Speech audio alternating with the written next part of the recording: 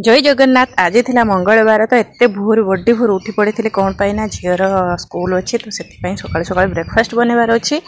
तो देखूँ माने सकाल भी हैनी मु 4टा 4:30 पाखापाखि उठी पड़ी। आज प्लानिंग थिला राति भाभी रखी कहीं सकाल टाइम हुए ना एत शीघ्र बनवाई। तो राति भाभी आलू और पनीर पकई गोटे परोटा बनईदेवी झीपाई। तो कौन करना आलूटा बॉइल करदेली एपटर पनीर टाक ग्रेट करदेली आलू ता सहित पनीर आ पियाज जेहेतु झील तो राग खाए ना सहित हल्का टे लुण पकई देकी भलसे भाव गोटे परोटा बनईदेली। एपट देखो झील शुला उठेली तापर ब्रश करके खईदेली। एवं स्कूल बाहर करदेली स्कूल से रेडी होगला।